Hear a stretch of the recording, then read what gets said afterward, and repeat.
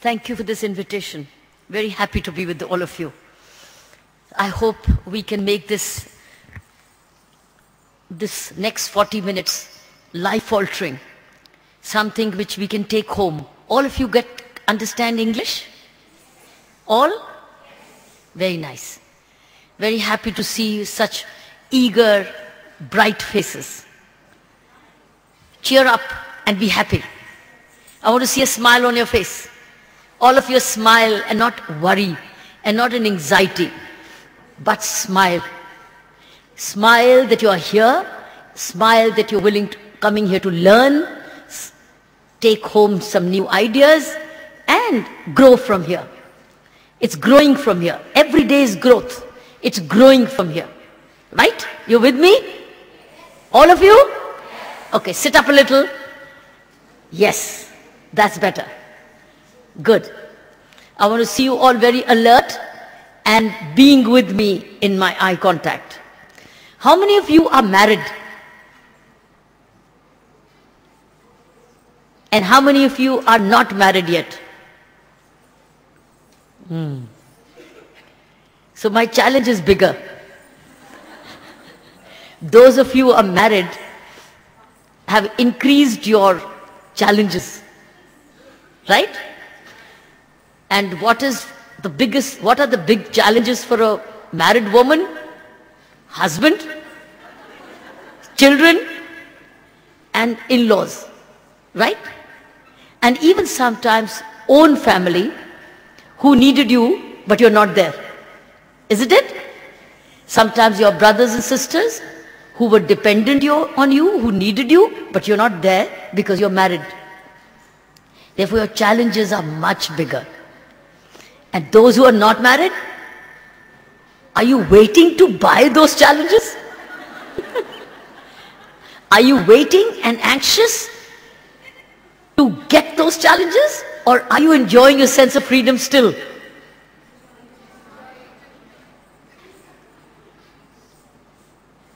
They're only worried when are they going to get married. But they do not know married to what? Married to increased responsibilities. Well, life is a responsibility. There's no doubt about it. But sometimes we increase our responsibilities and keep adding to them without knowing how to deal with them.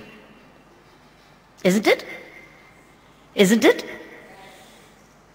We sometimes do not know how to manage or say no, and we keep quietly doing without saying no. That's what assertiveness is about. This is what this training is about. How do we assert? So therefore, those of you who are married need one set of training, and those who are not married need another set of training. Because those who are married have to rewind a lot. Rewind, unwind. And those who are not married must be very careful what kind of tape recorder they buy, what kind of winding they buy. Isn't it? Because the choice is still in their hands. Okay, this is about my journey. This is what was the topic given, my journey in uniform. What you saw was a trailer of a film called Yes, Madam Sir.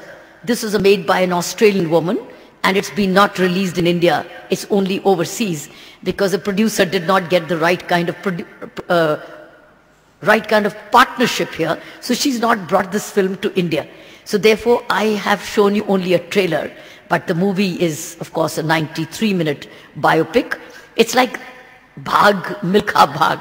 It's that kind of a film already made many years ago, but that producer has not brought this to India. So let's see when it comes. But you only saw a trailer. So let me show you my journey in uniform, and then I will try and give you a little message. What is the message?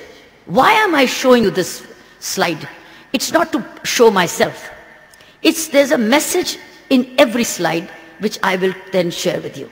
Okay? Ready? Okay, slide next. This is very vital. Do what you can with what you have, where you are. This is applicable in all situations. If we have this as a motto, do what you can with what you have, where you are, and still stay happy is very important. Is still and stay happy is important, because this has been my theme of my career all along. In policing, I never had everything. In prisons, I had nothing to reform. But how do you begin with what you have? Even at home sometimes. So I'm only beginning with the theme. Next. I want to let you know, this is a view of my parents. Girls are product of the thinking of mother and father. Is that right or wrong? 100%. Boys sometimes are not as much because they have a bigger world, but girls shape a lot according to the mother and father, like your children. So what is the message? What do you want your children to be? They will go by the thinking a lot of their mother. So you have a lot of influence. I had a lot of influence of my mother and father on me. Fortunately, both thought the same thing. For both sports and academics and self-reliance for girls was very important. And that is why we became self-reliant at the time when girls were only married. They were never working. When I was growing up in 50s and the 60s, the only message for girls was how to find a groom. So therefore I'm still ahead of my time. It's being ahead of my time because of them. So therefore, remember, parenting has a very important role. That's why I asked you a question, how many of you are married? It has an impact the way the father and the mother think. So let me tell you, I'm a product of my mother and father. They're no more with us, but I stand as testimony of their thinking, of their vision and their dream. And this is we were 4 sisters. The time when boys were so vital, even now, a boy is a most sought after son. A son not in the family is a family incomplete. We were 4 sisters. And 4 sisters, one is a leading lawyer. She went to play the Wimbledon. One is a professor in McGill University in Canada. The lawyer is in America. Another one is a clinical psychologist in London. And the 4th is before you, the police officer. This is what our parents made us be.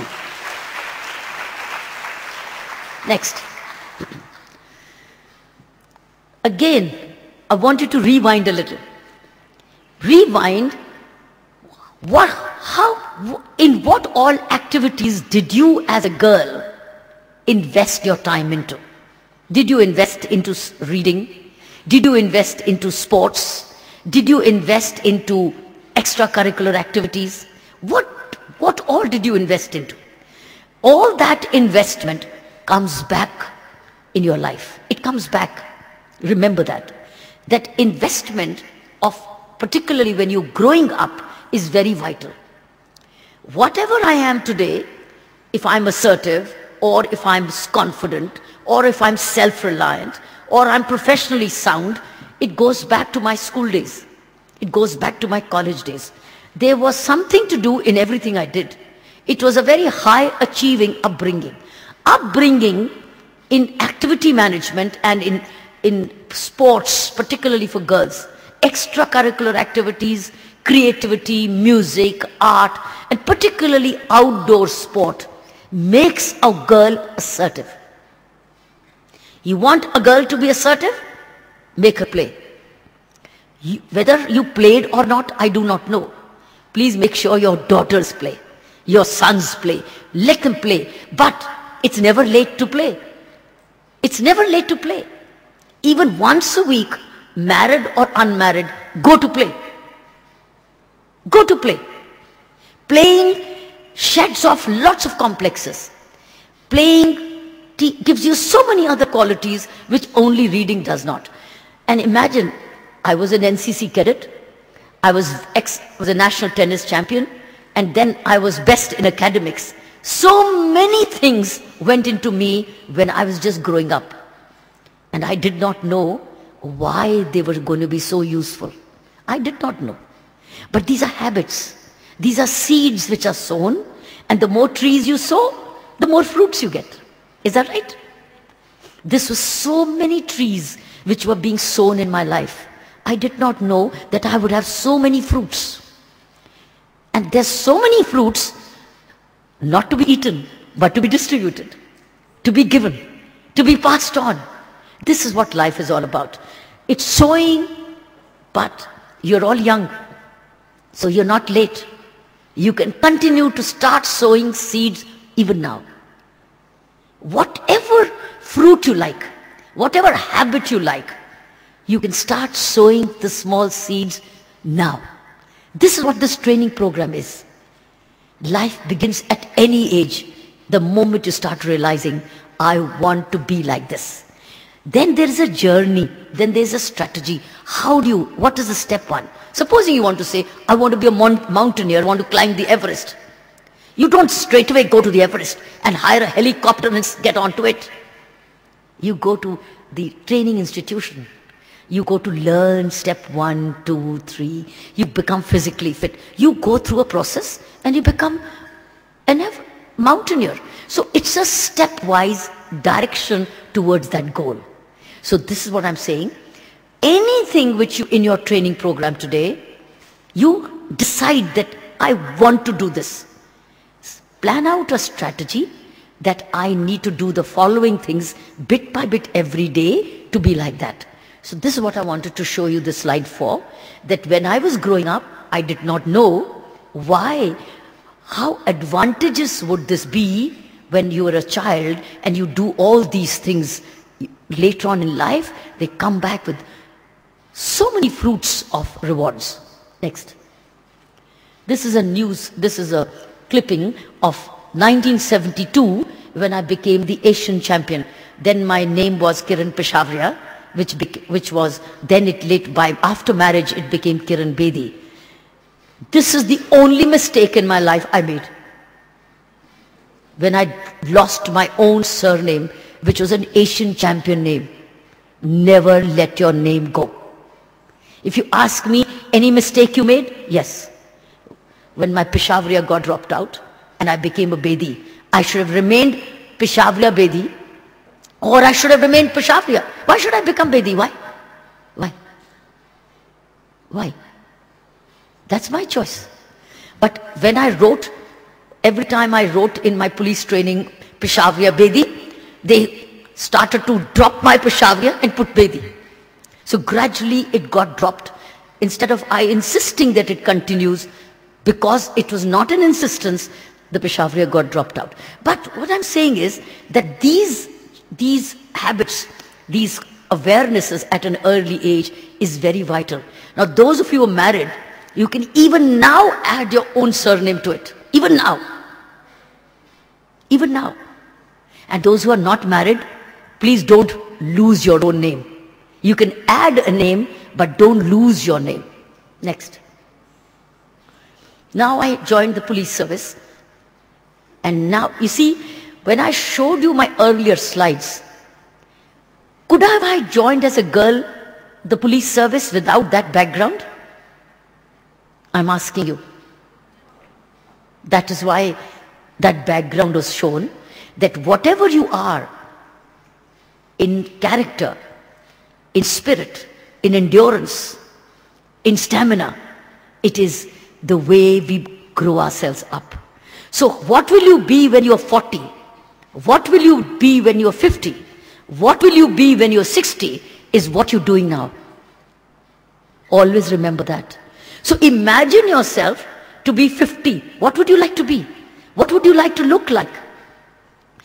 What is the work you would like to do? What is the profession you like to know? This is the beginning of that. This day is a beginning towards imagining ahead. Next 10 years, 20 years, 30 years. That is the message. I thought it is linked with the earlier slides. Next.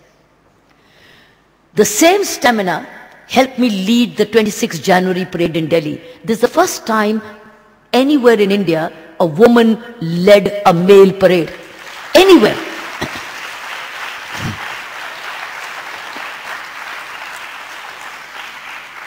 And why it could be done? Because I was practicing 25 kilometers of walk every day with those big boots and the sword in my hand. 25 kilometers every day to walk smoothly 14 kilometers on 26 January parade. Because the 26 January parade is a 14-kilometer parade. It starts from Vijay Chowk and goes up to Red Fort through the Connaught Place and walled city. So it's 14 kilometers non-stop. It's a long parade. You only see that much which comes on the Rajpath. But it is a 14-kilometer parade for all the Jawans and the police who parade on that day. The children drop out, but we walked 14 kilometers of parade on that day. Next. After the parade, Mrs. Gandhi invited me for breakfast. I thought I'd just share with you. She was so happy to see a woman leading a male parade that there's the first time a police officer was invited for breakfast with Mrs. Gandhi. Next. This is now beginning of my police service. This is a scene of police training, traffic, as a Deputy Commissioner of Police Traffic. Now this is, why was I in the car and why was there a mic? Why? The reason was that the challenge was so huge that this was the only way of one person reaching out to thousands every day. If I wouldn't have a mic, I wouldn't be able to reach out. So I started to travel in my car with a mic as a problem solving. When you are at work, you alone know what is the challenge. And you have to think what is the solution. This was my solution. I was only one Deputy Commissioner of Police Traffic in 1982 Asian Games. And I had 19 stadiums to plan. And I had the whole city to prepare. Imagine, how do I do it as one Deputy Commissioner of Police? Today, there is a Commissioner of Police Traffic, additional commissioners, joint commissioners, and probably 10 Deputy Commissioners. Then there was only one Deputy Commissioner. I had no computers. I had no technology. What did I do? I started to become a mobile technology myself. And I used to take a mic, go around the whole city the whole day, educating people on traffic management and traffic road awareness, and then changing people's culture, traffic habits, by educating and prosecuting them, both things. So I'll show you the next slide. This is the slide which says, on the street with Crane Bedi. This is how the name got changed. Because I was, next slide, because I was towing away wrongly parked cars. And this is when even the Prime Minister's car was towed away. Even the Indira Gandhi's car was towed away. Now, tell me, can it be done suddenly? Or unless you've grown with courage, unless you've grown with sense of confidence. The point is, I was not afraid of anyone. Why? Because I'd grown up with confidence. I'd grown up with self-esteem. I'd grown up with a total sense of conscientiousness and duty. This is who I was. So constant nurturing is very important in our lives. Otherwise you cannot do these things. That is why many police officers don't do this. Because they're afraid of authority. They're afraid of people in power. I was not afraid of anybody. Because it did not matter to me who you are. What mattered to me was what was my duty to do. That's all. So this is what training is about. It's constant grooming yourself on improving your sense of confidence. And confidence is increased by many methods. We will talk about it. Next. This was another act where these people were with the swords and I only had a danda and we had a fight. And this brought me a gallantry award. All this is so interlinked with what I'm trying to tell you. Next. This was the gallantry award. Next. This is another assignment where there was no policeman, but there was a lot of crime. So what do? Let crime happen? No. I called for a meeting of all the resident welfare associations and said, I'll patrol with you at night, provided you give me night watchmen, or if you can't afford night watchmen, you patrol at night with me. I'll patrol with you. So I put up joint night patrolling of citizens for the first time to control crime. And that was a new venture. Again, the whole approach is, what is my problem and what is the solution? Not saying, this is a problem and I can't do anything about it. This is my problem and these are the possible solutions. So this is another slide for you to see how I controlled crime without policemen, by joining hands with the community, but leading the change myself. Next. This is another one which is called the beat box system, where every area had a box called the beat box, where the policeman in his beat with the market associations would sit for 2 hours only a day, and people of the area knew that they can contact his beat box. This was called example of good community policing. This too was the first time ever in India a solution of community policing through a box was found. Then there was a lot of drug abuse problem in one of my charges. I opened drug abuse treatment centers from police station premises. Instead of only thinking I can arrest people, I started to treat people by yoga, by homeopathy, and by residential care. So this is one of that part of the journey. Same slide of drug addicts treatment by police. This is treatment by police. Every morning, 9 o'clock, I was in a police station by surprise. It was saying to get cracking at 9 a.m. daily. Anybody expected me at any time, and I was in any one police station at 9 o'clock. Next. This is now the prison program, which you may have heard about. This is inside the Tihar jail. There were 10,000 prisoners, of which at least half of them were illiterate. Half of them were illiterate. We started education programs for them without any budget, without any teacher, without any books. Everything was donated. Everything came as donation. Old school books came as donation. Prisoners became teachers, and the blackboards were made in my prison. They could make blackboards inside a prison factory. So we made our own blackboards. Prisoners were teachers, and the books were all borrowed and donated. This is how all 10,000 prisoners used to have a school inside the prison from 9 a.m. till 11 a.m. every day. This was the program, right? Then we started the Indira Gandhi National Open University Centers, National Open School. This is a Persian class.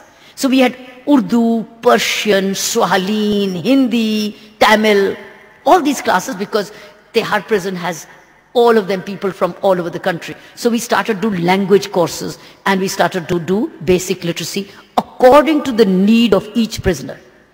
All this was without one penny being spent. Again, looking at a problem and finding the solution. Remember, I started my presentation saying, begin with what you have and do the best you can with what you have. What did I have? I had people. I had teachers. I educated prisoners. All I needed was books. And all I needed to do was put it into the timetable and start doing it. And I led the change, and not ordered a change. I led the change. Next. See, age is no bar. Even this old woman learned to read and write for the first time. They learned to work. They learned to stitch and tailor. And then we started to earn for them. They opened bank accounts because we started to sell their products. And now they could send money home from their own children's education from inside the prison. This was jail. This was art and paintings and art. This was keeping them creatively occupied. Then lok adalats inside the prison. No smoking inside the prison. I banned smoking inside the prison. This is the first time any prison in the world was declared as a no smoking zone. We took away all the cigarettes and took away all this was part of that journey. Even garbage was turned into manure. That garbage was turned into manure, and manure was sold to find money for the books. So we made money even out of garbage. This is a feedback box which I used to move around, and the feedback box had messages. It had anything which the prisoner wanted to write to me. This is very important management tool as a supervisor, having feedback systems. Because sometimes on the face of it, they don't tell you. But in the locked box, only the key was with me. Prisoners could write to me anything they wanted. So I was getting suggestions every day to improve matters. So this was called a feedback box. Now, the meditation program, where prisoners were trained to meditate, now spiritually grow. Men and women. This was a program of 1,000 prisoners. This was another program, the largest meditation program in the world ever held. This was called the Vipassana meditation program. This was nowhere in the world has it was history making, because this is a film now called Doing Time, Doing Vipassana. This is a very, very good program. It's available, the movie is available on the website, called Doing Time, Doing Vipassana. Next. These are the same scenes of the prison. You see, this was designed and painted by a prisoner. And what has she done? She's made a little ship. She's made a little canoe. And she's put all of us in that canoe. And you see, nobody's wasting any time. Everybody has something to do. And I'm standing right ahead, seeing the direction. This was designed by a prisoner who was a part of the women prison. And she says, you see somebody doing yoga, painting, carpentry, drawing, designing, library, everything. We even had a joker. That joker is also there, who is a part of our prison program, who used to crack jokes with us. Next.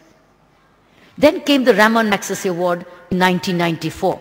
Of all the work I've shown you, it was all the basis of the Magsaysay Award was police and prison reforms. So this was that picture. I took the same programs of meditation even to policemen, because I found that mind management, if you can mind your mind, it's minding your mind which is the key. So minding the mind of a policeman, it was more difficult than minding the mind of a prisoner. So this is what the same program was taken to police training.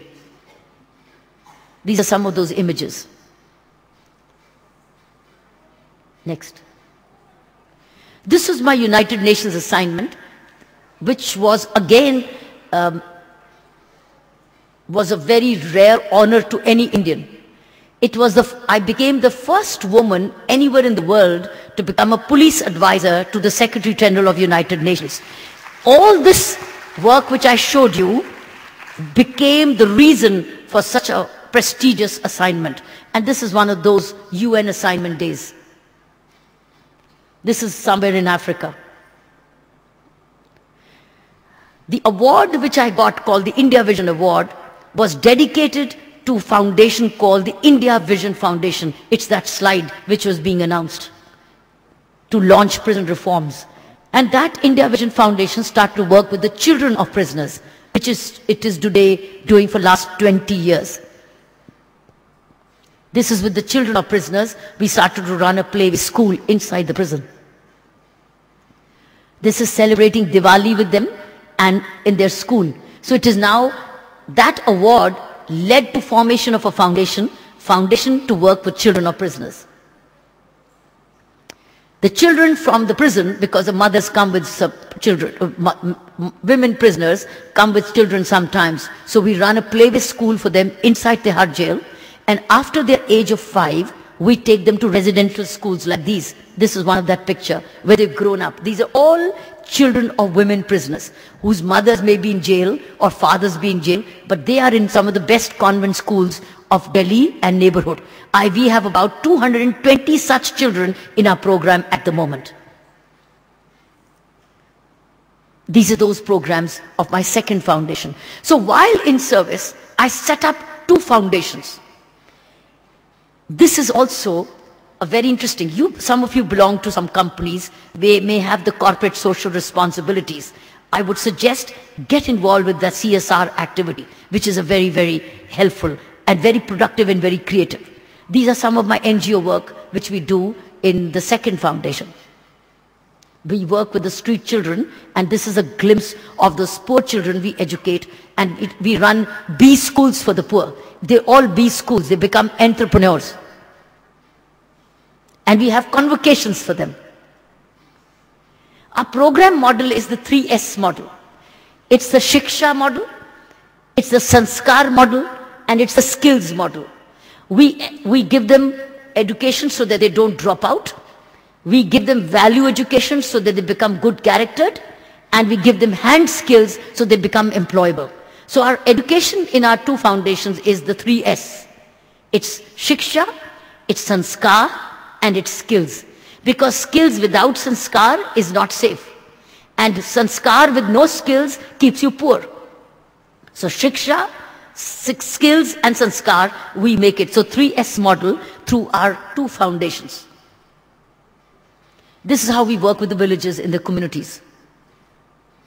These are those pictures where we do legal aids, we do right to education, right to information. We educate them on Panchayati Raj Act, etc. And we do a lot of marathons, work with the community. This is working inside the prison, where we work with the adolescents. This is working with the village panchayats for Pani Panchayat programs. These are all my books, which I've been writing time to time. So, happiness is found in doing, not merely possessing. So what am I actually sharing with you is about doing. The more you do the right thing, the more happiness you get. The less you do, the less reward you get. So it is about doing. You're planning your doing and prioritizing your doing. Excellence is the unlimited ability. So you're talking about extraordinary. So what is extraordinary? Extraordinary cannot be without excellence. And what is excellence? Is the unlimited ability to improve the quality of what you have to offer. So in every respect, whatever you want to do better takes you towards excellence. Whether it's in talking, whether it's in communicating, whether it's in your thinking, whether it's your living, whether it's your management, whether it's in your professional skills, bit by bit when you do better and better, you move towards excellence. And that it is always possible. This is my presentation which I brought for you. I hope you liked it.